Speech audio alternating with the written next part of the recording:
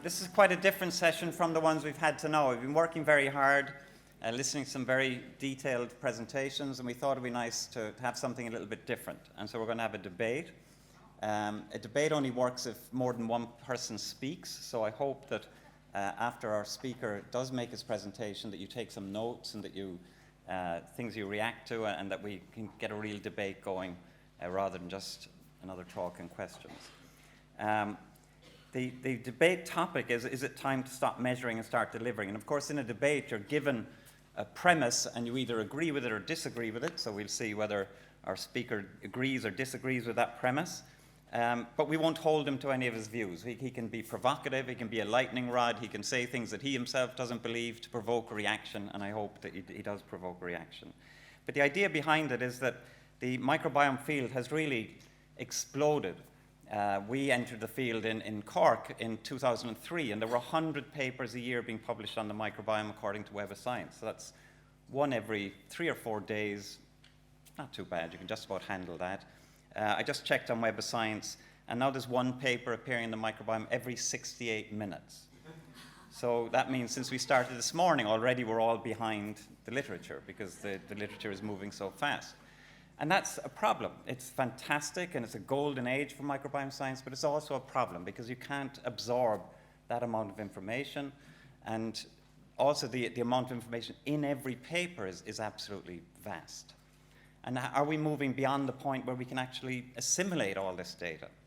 And when are we going to become microbiologists again and stop being microbiomicists and start actually doing things and delivering? And so that's the topic. I asked Jack if I could stick in one slide, which is this one. And this one shows on the left one of our own figures. I thought it's only fair to criticize ourselves. This is a figure, and I've seen Paula Toole, who was the lead author on this paper, say things like, "as you can see."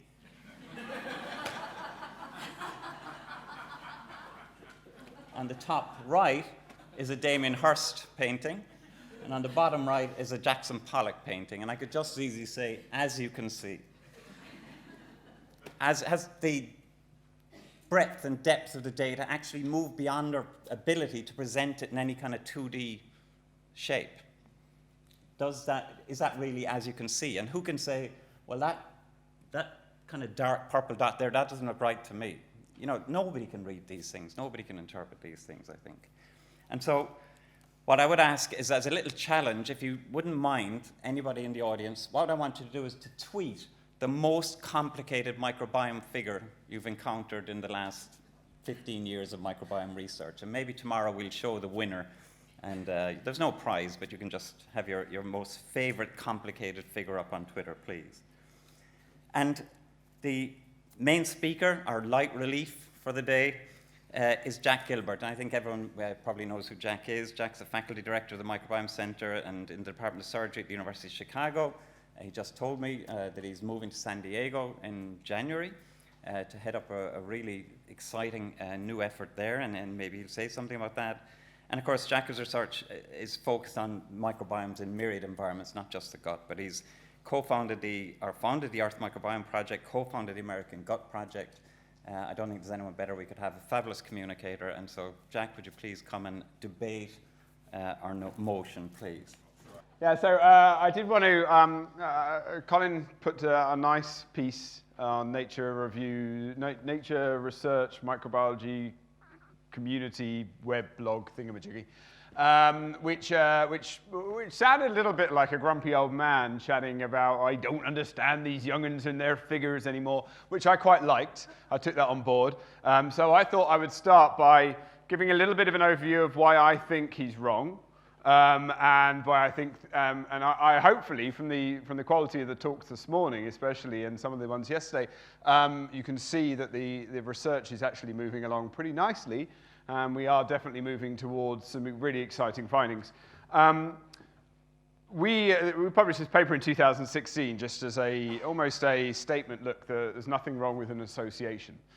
We started to call the idea of trying to find bacteria, bacterial functional genes, archaea, sure, fungi, viruses, and metabolites, and their association to disease as not a bad thing, Genome-wide association studies haven't exactly failed to provide us with interesting components, and a microbiome-wide association study is just another way of trying to identify an individual component of the system which helps you to pinpoint what's going on, right? Microbes are little chemical factories, and we can dig down into the elements by which they will impact host phenotype. And the gut-brain work this morning was incredibly fascinating in trying to disentangle those relationships. Trying to identify what functional components, what metabolites, what antigenic properties are actually influencing the onset of those particular components, I think is extremely tough. To find a metabolite that is necessary and sufficient to facilitate a particular response is an incredibly difficult thing to mediate in a living organism. But medicine's been dealing with this problem for such a long time. Human beings are complex, and we can't not embrace that complexity. And microbes do. They produce short-chain fatty acids like acetate. Acetate's highly involved in regulating satiety. Like amino acids. We have an ongoing clinical trial in Jamaica where we've demonstrated, haven't published this yet, it's coming out, that children and adults suffering from protein deficiency can have their amino acid protein pool supplemented by the bacteria in their gut if their gut is responsive to how the system functions. Microbes can break down things like paracetamol or acetaminophen into components that can be damaging to your liver if you're on a chronic pain regulatory strategy. They can take bile acids and produce secondary bile acids. And things like Clostridium difficile can respond to this. If you wipe out the microbes that produce the secondary bile acids and you get an increase in primary bile acids, you start to see a activation or a blooming of those particular organisms. And so we have a vast body of evidence, vast. One paper every 68 minutes, vast, to identify relevant relationships and their potential for driving real-time, in the human context, human clinical outcomes. Now, that's where it gets complicated, right? Getting something from a point where it's an associative idea to a point where you prove causation, you prove sufficiency, and then getting it into a market position that it can be used in a clinical setting, well, that takes time. That is a tough component. And we've been at this game for about 15, 20 years. And you expect that we would get beyond that component? Well, it takes a long time to get a drug to market. And there's still a lot of effort being put out there to try and drive that. I like to quote Jorge Luis Borges whenever I can. And I don't think this is actually something he ever said. But if you ever read Jorge Luis Borges' work, he deals with the complexity of personal interactions and communities and how removing one person from a situation affects everything and everybody, even if they've never met that person. And the same is true for microorganisms and the microbiome. It's a complex dynamic system that has far-reaching and often unforeseeable consequences when disrupted. Putting something in that kind of position and saying, well, if I just tweak that one small molecule, I will see this defined response, is very difficult. If you alter something in a complex community of organisms, you will have myriad functional complexities which you cannot necessarily predict. And so that then comes down to a facet where Colin talks about microbiology. We all need to become microbiologists. I've always been a pseudo-microbiologist, so I hold up my hands, can barely even hold a pipette. But what I can do is try and understand the systems component, the system's complexity of how those components interact. And by iterating upon that, we're actually able to come up with some pretty fascinating components that may help us to identify novel clinical interventions. So I thought I'd rebut your piece, right? I'll be reviewer 3 for the day. Well, that makes sense. So meanwhile, cohorts are growing in size and huge amounts of metadata are being included in the analysis. Too much data, right? It's scary, and I understand, Colin, it can be scary. I have been to talks by brilliant scientists where practically every slide is a condensation of an entire paper published in a top-tier journal and delivered at breakneck speed. You can't keep up. No, I get it. No one can. Even the talks this morning, your talk, ma'am, Brilliant talk. An immense amount of data compressed over the entire presentation. And it feels like drinking from the fire hose.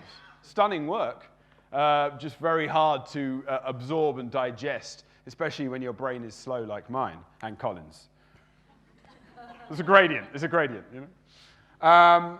So, you know, when we look at system scale studies like this one from the Weizmann Institute, and I could pick any one of Elenava and Ansegal's work, and you'd have this kind of data complexity, and you try and identify the predictive capacity of the microbiome to augment our ability to define variants within a population for particular markers, glycemic status, which I'll talk about later, HDL, cholesterol, even waist circumference, which is being okay at the moment. Those kind of components, that's epidemiology, microbial epidemiology, trying to stratify patient populations and derive more effective capacity to split up our patients. We talked about type 2 diabetes this morning. Apparently, there are now like 12 different types of diabetes. Type 1 and type 2 don't exist anymore. It's type 1A, B, C, D, E, F, and type 2, 3A. It's crazy, right? That's scary to me, but it's also progress. Just because it disrupts my understanding of reality doesn't mean that it's something that we shouldn't embrace more heartily. So utilizing the microbiome as a component of our ability to stratify patient populations more accurately, driving us towards precision medicine, should be embraced. Should be embraced as an epidemiological statistical concept, not something that we should say, it's just another association. We don't know the mechanism. We don't necessarily need to, because it's still valuable. Biomarkers are valuable. Deriving these concepts is valuable. We don't always have to be pushing towards a clinical intervention. I like this. It's hard not to come to the conclusion that if you want to get a grant to study the microbiome or get your study in a big journal, it seems that the size of the study cohort, the sheer weight of data ingested and digested, and an overwhelming display of bioinformatic power, I love that, and figures that look like Jackson Pollock paintings, as you pointed out this morning, is usually trump, never use this word, please. We need a better word for this. We can't be using this word anymore. It's been tainted. A well-designed hypothesis-based study. And I will argue against that. Just to, and let's take a couple of examples. This is a very recent paper from Frederick Backeg's group. It's a wonderful piece of work, lots of authors.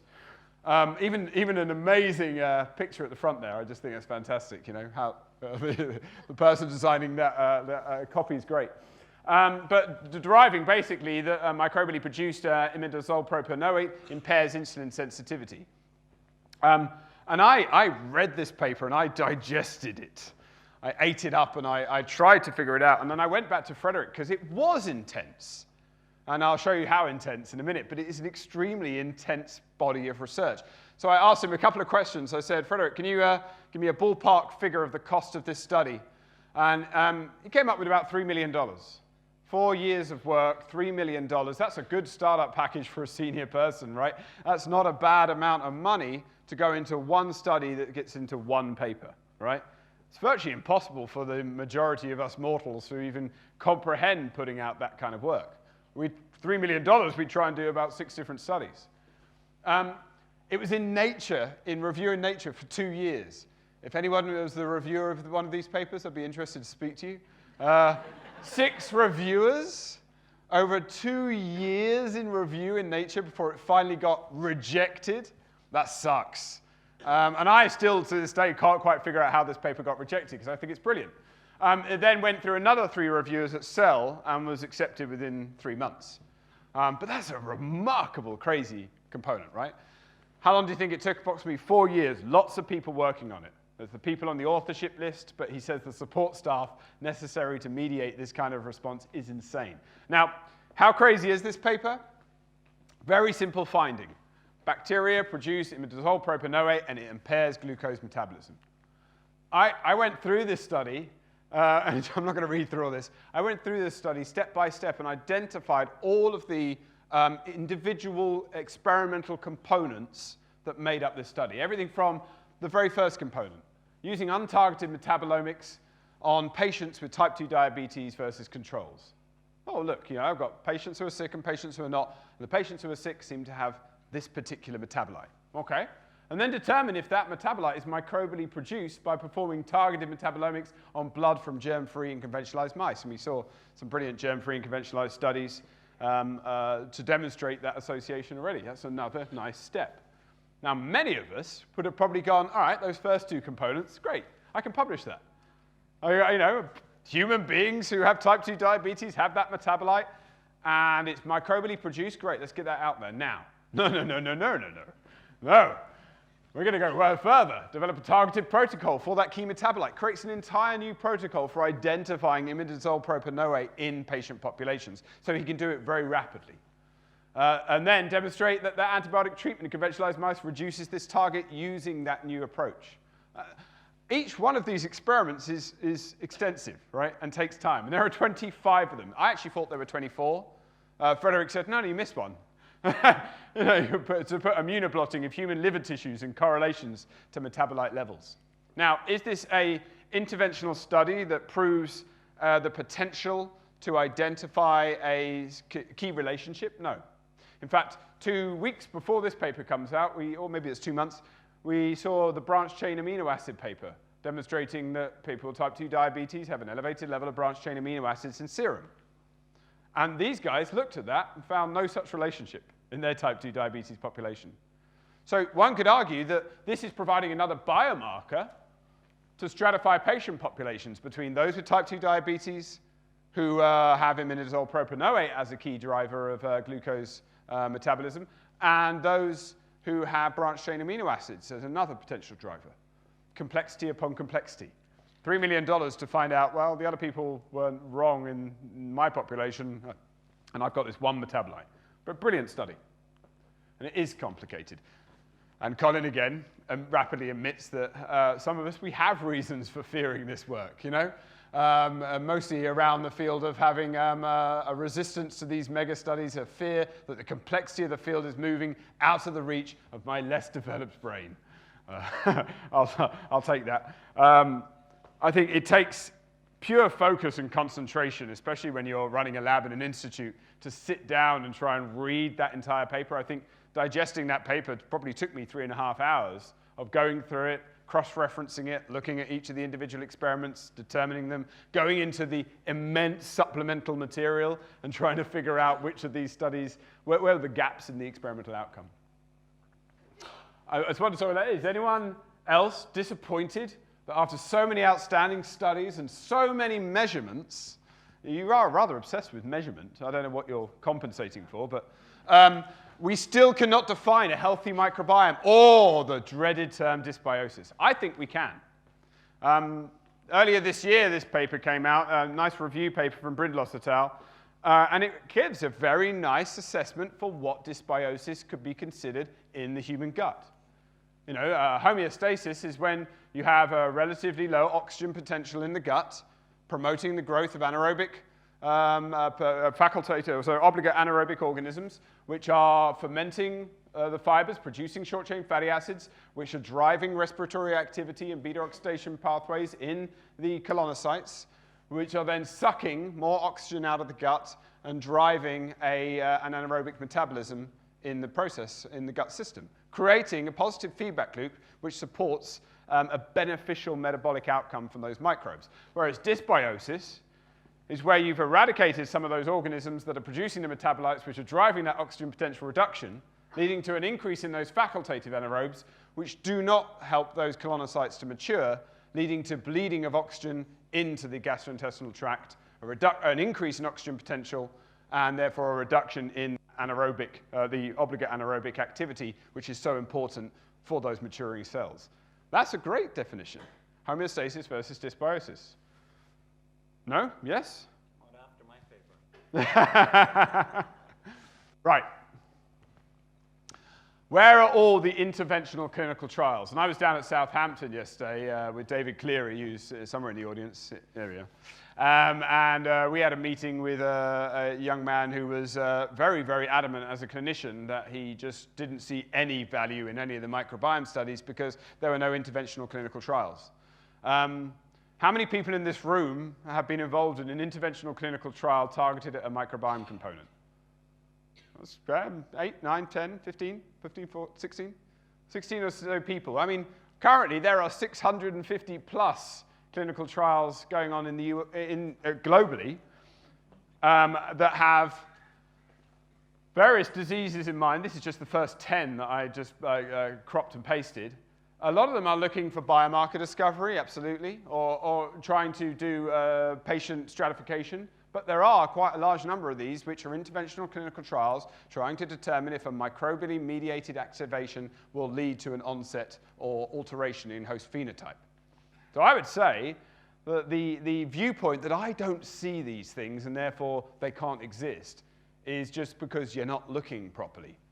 The classic interventional clinical trial of using FMT to cure C. diff is very well established. Now there have been 27,000 plus FMTs for C. diff, for chronic C. diff in the US, and a number of different assays have determined still over an 85 to 90% success rate in reducing the recurrence of the disease within 6 months. That's pretty good.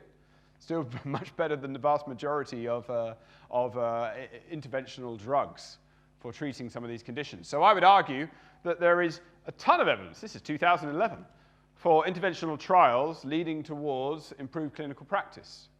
There are lots of people that are alive today because the clinical teams are embracing a microbially mediated intervention in a classic disease, right? In our own lab, surgical complications, we look at what happens to the microbiome during surgery and how that could mediate disease profile.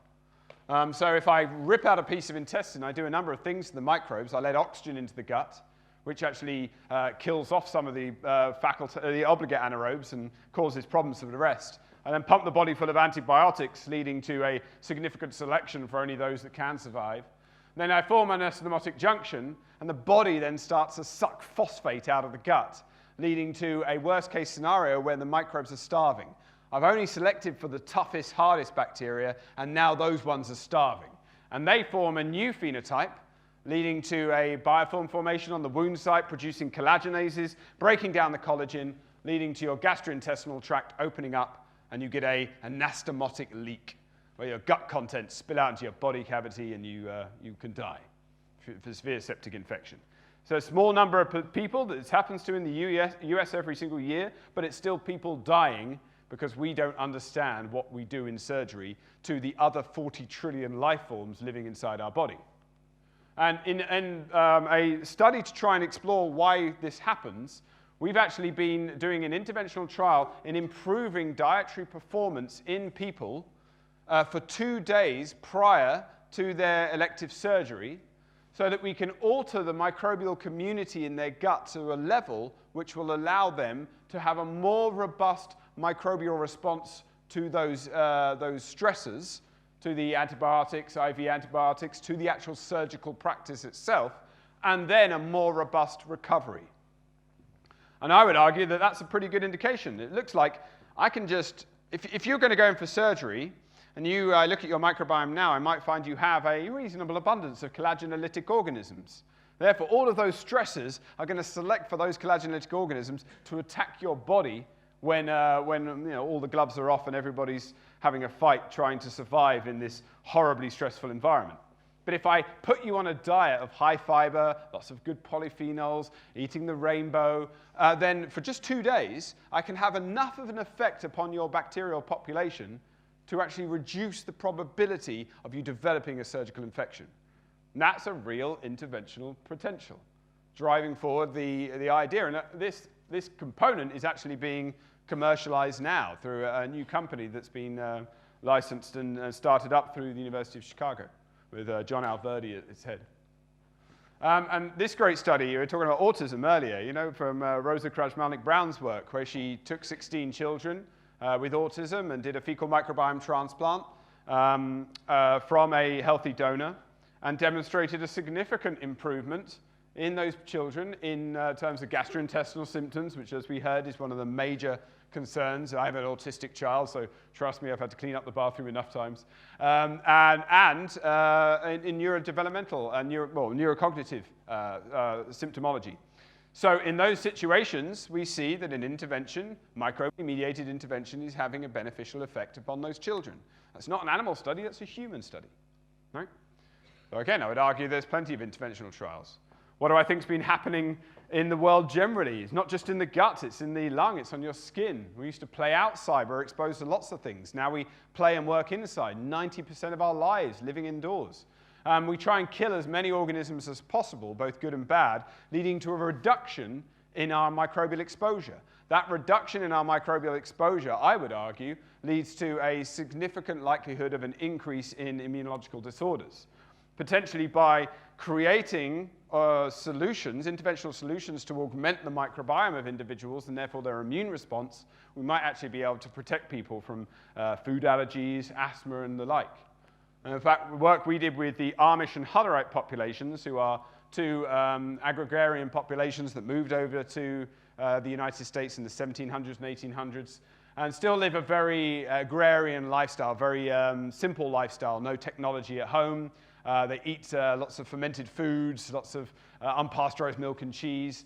These populations show a big difference in their asthma potential. The Amish have about 4% asthma in their population. The Hutterites have 25%.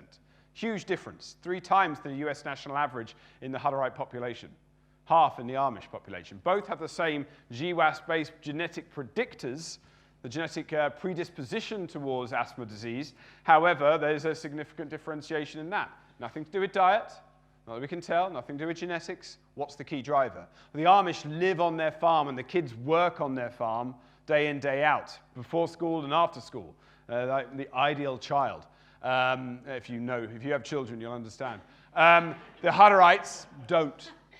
The men get up in the morning, get in their buggy, drive to an off-site farm, and in the evening they get back in their buggy and drive home, separating the children from the farming environment. And you can see that in their immune responses. We talked about white blood cell counts earlier today, while our neutrophil burden is much higher in the Amish, which makes sense because you're producing white blood cells in order to survey your body to detect the components which are bombarding you. And if you're living and working with animals in a dusty farming environment, then you're going to have a greater degree of neutrophil burden. The eosinophils are much higher in the Hutterites, which makes sense because they're allergic, they're asthmatic, and they have a significantly higher inflammation rate. But the most interesting thing from our perspective is the cell surface markers on the neutrophils are much higher in the Hutterite community. And this would indicate, a neutrophil will live for about 3.5 to 4 days. If it gets to 24 hours old, it will start to express these markers, which makes them sticky. White blood cells start to group together, and then they can form a significantly elevated inflammatory response when they finally see an antigen. And therefore, our Hutterite kids are now susceptible to having an onset of wheezing and asthmatic discipline because their bodies, their immune systems, are not being trained by their environment. And again, we can take that into a mouse and prove it. We can make a mouse that's allergic to evalbumin, that has a significant eosinophilic reaction to evalbumin. If we give the mouse Amish dust, just blow it into their noses. So they're breathing in the dust from bedrooms of Amish children, the dust that the kids would be exposed to, you get a significant reduction in eosinophilia when you expose the mouse to evalbumin. It's a nice proof of principle, right, in an animal model. And interestingly, the Hutterite dust shows no effect. The Hutterite dust doesn't protect the animals from an allergic response. You get a significant increase in neutrophils when you expose the animals to Amish dust, recapitulating the exact immunological phenotype that you observed in the humans. Now that's not an intervention, but man, that suggests that there are lifestyle choices we can make with our children in those early interventional years, which could be important in helping to protect them from immunological disorders. And, maybe we have to package up magic Amish dust and sell it in the grocery store, right, or the drugstore. Just sniff a little bit of this, it'll be groovy. Or maybe we need to isolate the individual antigenic components and put them into solutions so that we can sell them as clinically regulated drugs, which I would prefer, because unregulated drugs lead to problems. And I just want to highlight 3 companies. One of these companies, I'm on their scientific advisory board. It's Day 2 Inc., which comes out of the Weizmann Institute as well. And jump over that. They have a particular system where they utilize microbiome inputs plus blood tests, a questionnaire. They measure your gut size, food diary to develop a personalized nutritional predictor for type 2 diabetes or pre-diabetic onset patients. And in this, they can actually predict your glycemic response to individual types of food with about 67 to 72% accuracy in the average population. The original algorithm was trained on an Israeli population, and now it's been retrained on a US population. And I get no money from this group. I'm doing my scientific advisory board duties for free, but I actually think this is an incredibly good example of how research in an interventional component or in a detective component is being used to actually drive forward opportunities to enable people to live a more healthy lifestyle by using personalized prediction. And you can choose your best meal and regulate your glycemic response from being hypervariable over days to actually being significantly less variable. And this is real data from one of the co-founders of the company. So you can leverage studies to identify interventional dietary strategies, which we hypothesize, because the microbiome is the biggest predictor of microbial functional potential for short-chain fatty acids and polyphenols, is the biggest functional predictor of how a patient will respond to their dietary element. We assume that the dietary modifications, therefore, are microbially mediated and therefore are having an effect upon your glycemic status. Makes sense. Two more, Aerobiome Therapeutics. They have a series of ammonia oxidizers. I have nothing to do with these guys. The CEO used to smell really badly because he never washed. It's mother dirt. You see this? They take the ammonia oxidizers and you put them under your armpits and in your groin, and therefore you don't smell because the bacteria consume all the ammonia and produce nitric oxide and nitrate. But they now have a bunch of clinical trials ongoing. Several of these are in the phase 3 level. And it looks like I'm heading to the FDA on Monday to discuss this, but it looks like the FDA is going to approve several of these as clinical interventional drugs that can then be prescribed. That's going to be huge, right? Especially one for migraines. AOB202 is an ammonia oxidizer. You swill around your mouth. It breaks down the ammonia, produces nitric oxide, which is very powerful in regulating vasoconstriction and dilation. Right? And then in the treatment of allergic rhinitis, atopic dermatitis, acne, these are strategic initiatives whereby you're taking a particular microbe, and you might call it a probiotic because it seems to have a beneficial impact on the host, and actually activating it. And finally, Vedanta. I bumped into someone from Vedanta here today who has, using the Kenya Honda strain line, has a 28, where's my Vedanta colleague? There he is it 28 organisms? 17, thank you. There we are, 17. You would know. 17 organism strain used for driving inflammatory bowel disease depression, and that's in phase 1, just started. That was in November. And then in September, they announced the successful completion of phase 1A and 1B for a candidate product for identifying tolerability for individual components. That's moving into phase 2, right? There's a phase 2 trial started. Yeah. So potentially interesting probiotic-mediated, microbially modified interventional strategies. And we're driving correlation to causation. Great study from Michael Fischbach, who's creating these synthetic libraries of organisms and utilizing them to identify microbial metabolites and also to combine them in order to drive particular phenotypic change in organisms.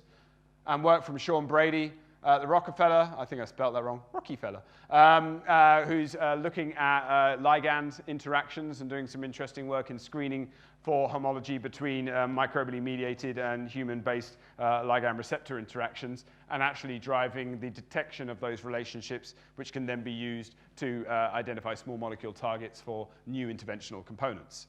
All of these are really, really valuable, and I would argue that we are at a stage where we are moving directly towards that driver. And if you want to publish your work, you should publish in this journal, because it's awesome. It's the best journal out there, by far. Please consider it as for your work.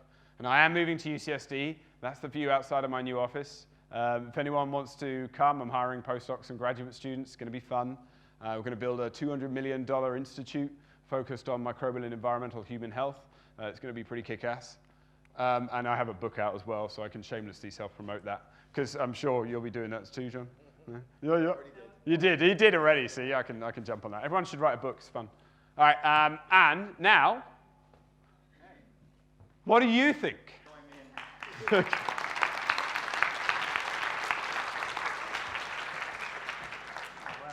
It's nice to be put in my place so elegantly and wittily, and I feel I've completely transformed every view I ever held. Yay! Well done. I think there is two very trivial points. One is, I know you didn't use any incredibly complicated figures to illustrate your talk. You used bar graphs, and you used things which you understand. make sense. Yeah, you can interpret just with the figure and the legend alone. Felt necessary. And I think there's also the danger, of course, we all might fall subject to that. When the only tool you have is a hammer, every problem is a nail, and when you're a microbiome scientist, everything to do with the Amish becomes their microbiome. But I want to give a chance to the audience if there's anyone who significantly disagrees first with any of the points that Jack might have made during his presentation. And please join in. This is meant to be a very different type of session. Yeah, who disagrees? Who disagrees with anything? Who disagrees? Okay, we have a disagreement. Julie, of course. Yeah. Julie disagrees. So can we get a microphone to Julie here, please, down the front? She just naturally disagrees, so it's fine.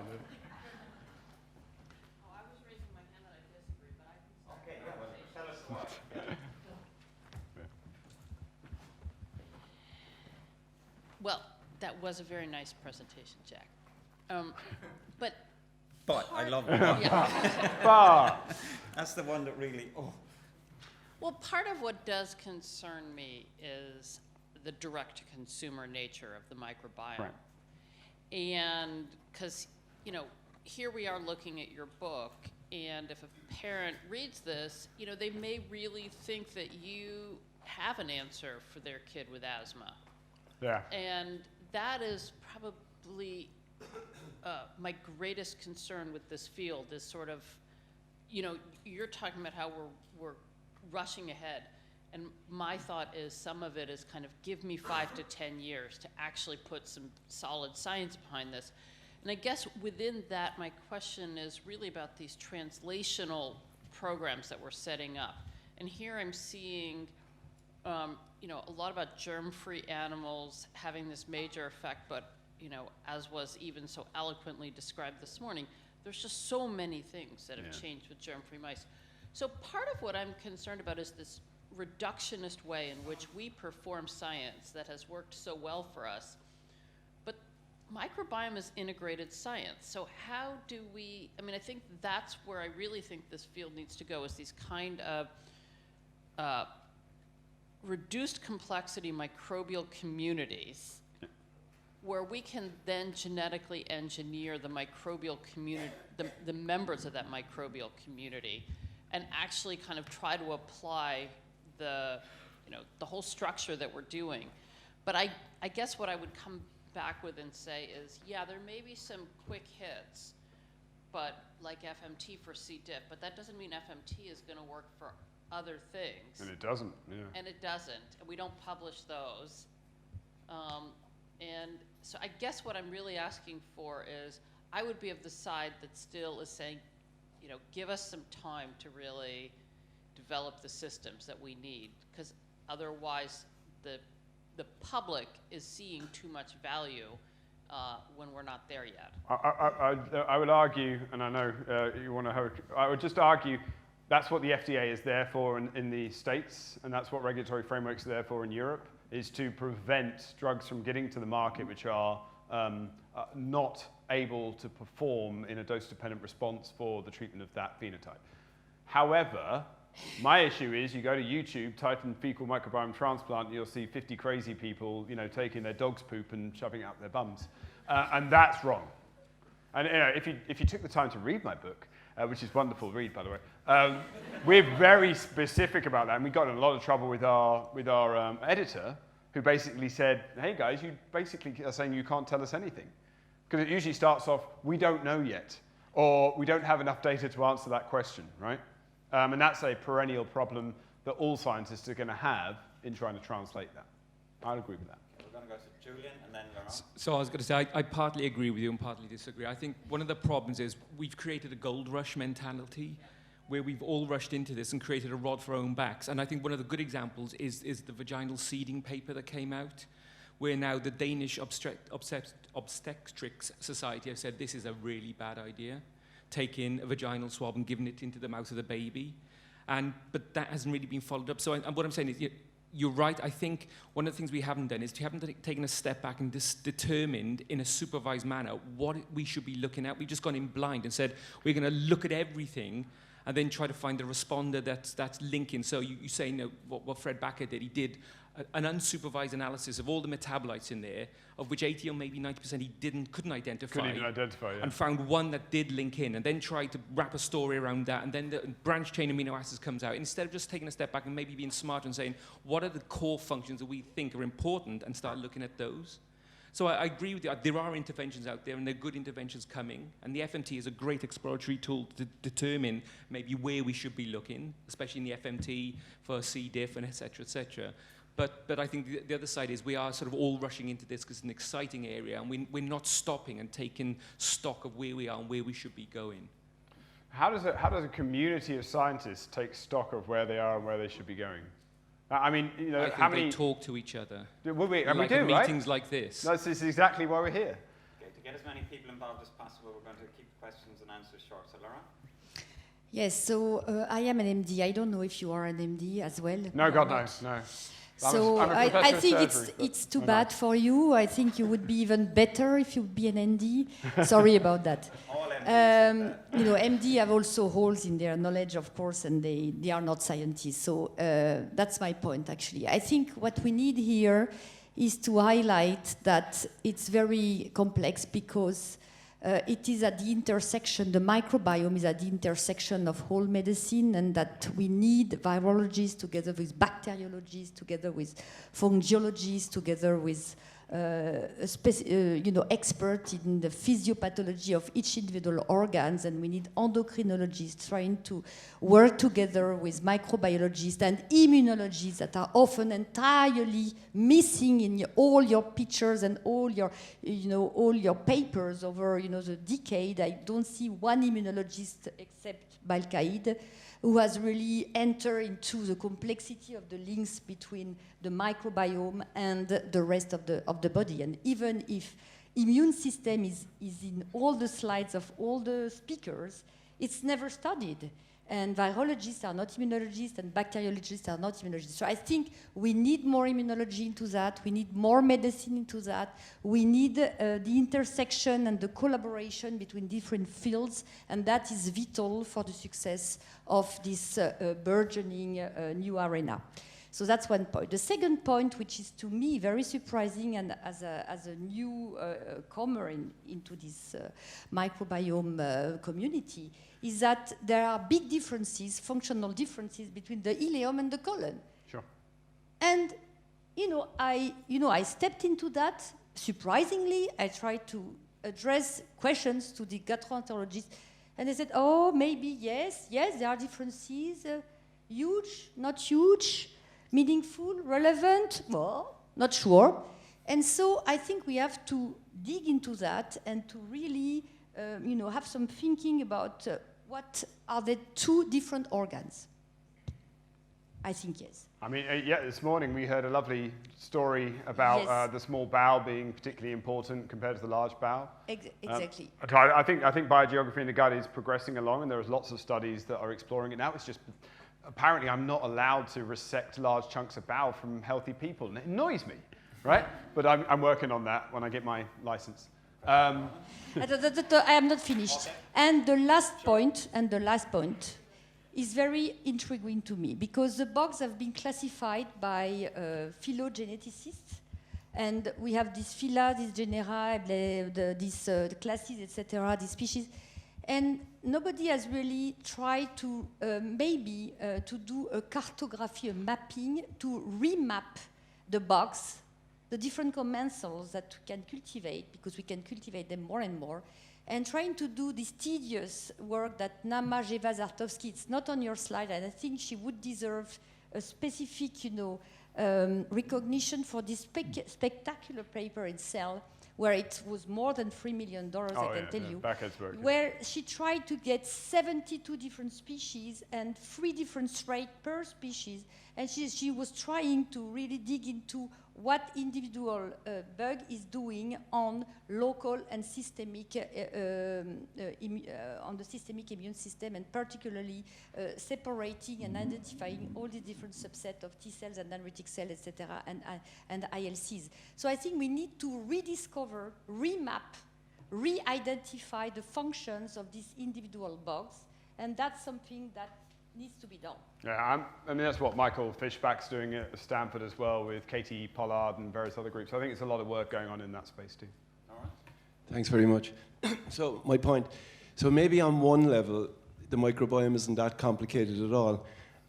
You mentioned the importance of, as you said, eating the rainbow 2 days prior to a partial colonectomy. Sure. So eating the rainbow, of course, refers to eating foods of all different colors, and this goes back to a lot of old societies and the health benefits of eating different foods of different colors. So maybe perturbations in the microbiome reflect on the terrible diet of lots of people in the Western world, including the United States and, of course, in Europe. And also things like the Amish and being outdoors more reflects the fact that children aren't getting enough exercise. So maybe the problems that we're seeing in the microbiome and making maybe overcomplicated on one level just reflects on a lot of the bad habits, including dietary habits of the Western world. And if we correct those basic things, or at least educate the public to try and correct those basic things, a lot of the microbiome will right itself. It's a simplistic view, and clearly for individual diseases and things like C. diff infection, there are clear fascinating insights into the host interaction of the microbiology. But that's just a comment that maybe we're overcomplicating it, and that a lot of the problem is lifestyle. I fully agree, and I think you're absolutely right, but there are obviously components where lifestyle doesn't necessarily affect the etiology of a particular microbiome disease relationship. So for the vast majority of the time, yeah, eat healthy, get some exercise, and everything will be all right. So right? you were talking about Skittles when you said eat the rainbow. Yeah, well, they'd probably be fine as well, I'm sure. We get a mic back up there to, and Paul, you. Yeah, thanks a lot. That was really stimulating.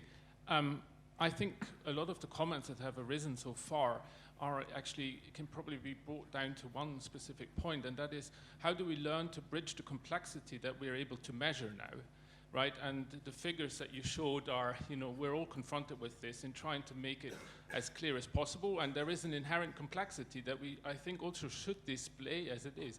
I get that a lot if I'm working with clinicians. They want to see it simple. Well, it isn't. It is complex.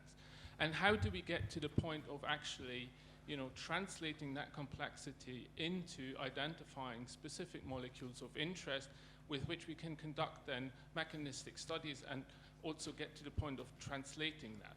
The point is, though, if we look at the complexity, we know so preciously little about, for example, the whole molecular diversity out there.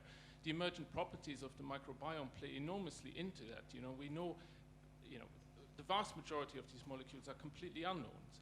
So, it seems to me that we need to figure out how to, fill that middle ground in coming up with solutions, and they have to be of technological nature in order to bridge the measurement to actually coming up with, molecules that would be later applicable in terms of new therapies. You're right, Paul. I mean, you're talking to the same context we just heard. We need to understand the individual components. I mean, I put up systems.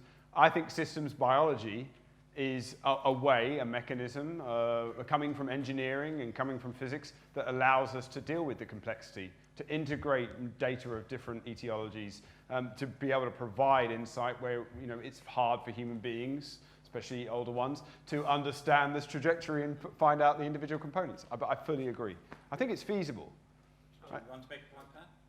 Yeah, I'm a physician scientist, and actually I'm less worried about the role of the scientist.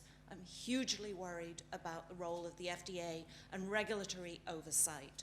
I really got trapped in the crosshairs of the FDA when I got several probiotic studies funded by NIH, and was referred to the FDA and told I needed to get an IND, which basically delayed my research around about 10 years, and some of it still hasn't been able to go forward in the original plan.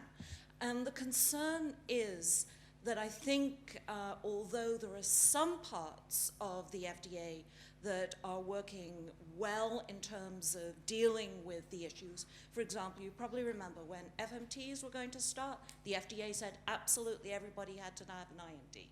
Yeah. The Infectious Disease Society and the American Gastroenterological Society went nuts, and that changed in about 10 minutes. But taking, well... Yeah, 10 months maybe. But. Yeah, but the bottom line is that, now I've completely lost the thread. I get what you're saying, though. Yeah, so it's frustrating. Yeah, so the issue is if you want to take a probiotic that is available on the shelf at CVS or at Boots or wherever, doesn't matter. You actually need an IND to do a study to look at anything that would prevent, treat, mitigate, or cure. Those are the rules. Now, if you're developing a new probiotic, different issue. But you want to take a routine probiotic and study it for those reasons. You can't do that in the US. This is a problem because these are the products people want to use. I fully agree with you, but I'll push back a little bit in the fact that I do not know that we have a full understanding of all of the outcomes associated with the probiotics that are available in CVS or Walmart, right? Dead right. Right, people taking them, I think that's a human experiment that's ongoing.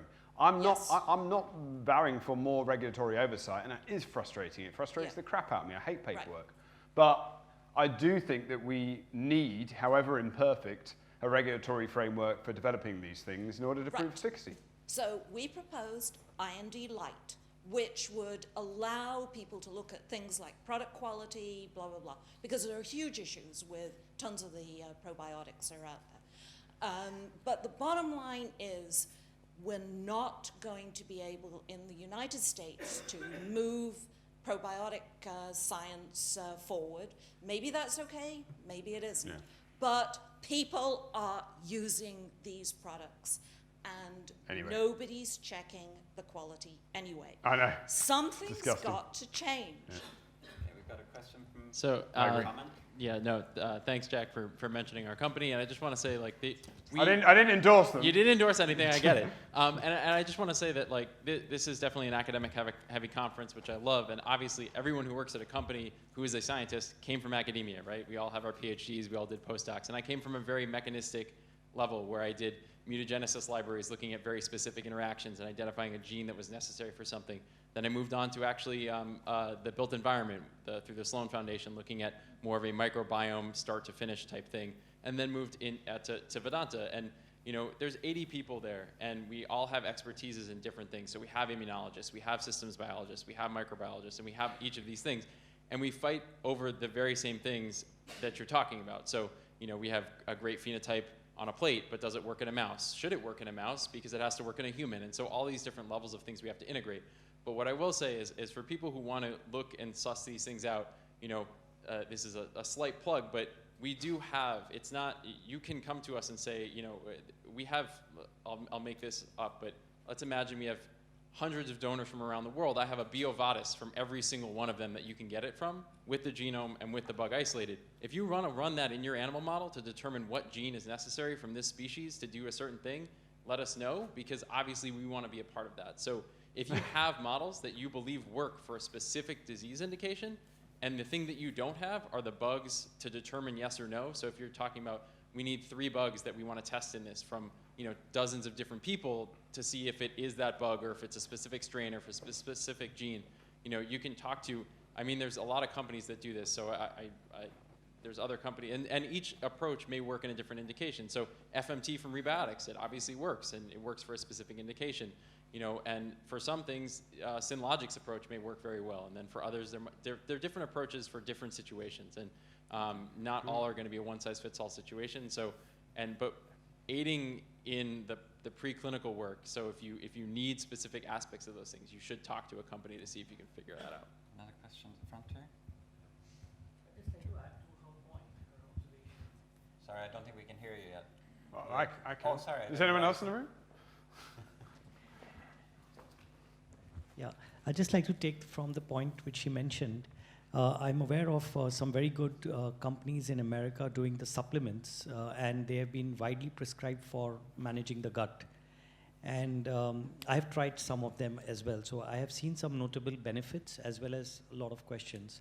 So I'd like to have your opinion on how do you see this moving forward as against the supplements which are not regulated by the FDA, as against the drugs which would go into investigation once science progresses? I think it's messy. Fiber supplements, for example. I mean, I take a fiber supplement, right? Do I know it works? No, because I'm an N of 1. I give my son's autistic, I give him a probutyrate supplement, right? Do I know it works? Well, some scatty evidence, but it makes me feel better. And it seems to make him feel better. Placebo effect is real, people. So I would argue that there are supplements out there that, like the probiotics, which are also unregulated, are not known to cause harm, right? And I would argue that we don't know that they don't cause harm. We've just never seen harm caused yet, right? And there's lots of other opportunities for downstream problems to exist. That's a much bigger question than I think is possible to answer here. Comment at the back here? Yeah, first of all, I'd like to say thank you for this talk. This is a very interesting way to get to discuss this. And I have to say that one of the reasons I really like to come to these conferences is because when you read a journal, you read an article, it's all about the p-value. It's all about finding this one thing. But when we are here and everybody's discussing, suddenly we have there's a lot of stories saying, but this didn't work for us, or we didn't find the same things, but it's not published. It's not coming out. And I think maybe in this thing, to get all the complexities, we actually need to get an avenue for getting negative result out there, or just getting it the possible of saying, we didn't find the same thing. Maybe this is limited to something else, because if it works in an American study, it doesn't work in a Danish study, then maybe we should look into the difference between them to actually have a new avenue. And I think that we need to find some way of getting these data out without having to do a rebuttal saying they're wrong, just saying it doesn't work in another group, and this would be something that would benefit the whole field tremendously. I think meta-analyses are a good way of doing that, combining data from multiple sets of information that's already been published and determining that there are disassociations. But it's not perfect. But they are only positive studies. Yeah, if they're not being published in the first place, then... Yeah. I don't know. Negative results are really hard to publish, right? Yeah. M Systems takes all negative studies. Guaranteed. So one last comment here. So to follow up, right here. To follow up on that point, so my background is human genetics. I'm trying to get into the microbiome. I think it's a really fascinating area. But I see lots of parallels with where the human genetics field was 10 or 15 years ago. Yeah. Like the cohort sizes are remarkably similar to what we were dealing with around 2002, 2005. And in the human genetics field, we had loads of false positives. And you kind of mentioned, how does the field correct itself? It's because the false positives come through the literature. The community realizes that they didn't have the framework right. They put that framework in place, and the data sets get way bigger. Like today in human genetics, it's 700,000 in a study. The p-values are, I had one from a student yesterday, 5 by 10 to the minus 300. So it's so secure now what is a true effect. But it's because the community kind of responded to the false positive problem and put the statistical framework in place. So really what I would see from the outside is you need way more data, to understand what is a truly pathogenic profile in a microbiome context, because what you're picking up right now, the true effects are the low-hanging fruit, and the modest effects, you need way more data. But that's the point. As you said, you started out small, you get your hypotheses, and you move forward. Okay, we're going to have one last comment. Oh no, that was, yeah? Yes. So I noticed in your presentation that you didn't mention personalized medicine, and I noticed also that there's this great appeal in big data, big cohorts, in cross-sectional patients. But if there is this huge variability of what I ate, the temperature, whether I snuggled with my partner or my pet the day before, what about infravariability? So, for example, I'm a first PhD student in clinical neurosciences. So diseases like MS, or that have remission and relapses, rosacea, Crohn's disease, where you follow up a patient and see baseline signatures and flare-up signatures. Why is this less appealing, longitudinal cohorts versus big data where we try to see associations? Longitudinal data is the best way of identifying anything, and I will speak to that 150 times out of 1. I mean, the problem is, though, if I've got a population of children, let's say they're all 7 years old, and I've got 300 of them, and I want to look at a response, you try getting 300 seven-year-old children to give you their poop on a day-to-day basis over the course of 2 weeks, it's really hard. Most of the time, they just back away, and they're like, no, it's dirty, I don't like it. Getting people to give you your poop anyway is bloody difficult, and that really limits our overall sizes. Getting 700,000 people to give their poop is fine if you're a company and they're interested, but you're positively selecting for the interested groups. Getting people to give you their poop in clinical trials is often seen as overburdening the patient, and so we get that a lot. But I did mention personalized medicine and personalized nutrition as 2 key components that I think are extremely valuable, and I think longitudinal data science will play a very, very fundamental role in helping us to achieve them. I think that brings us around to the whole our concept of whether poop is really a good biomarker for the microbiome anyway. And again, if you give me a biopsy of your small bowel, I'll take absolutely. it. But, okay, I think we've run over time. I hope people enjoyed this session. I'd really like to thank Jack for putting himself up for it and being game enough to do it. So, thank you, Nicole.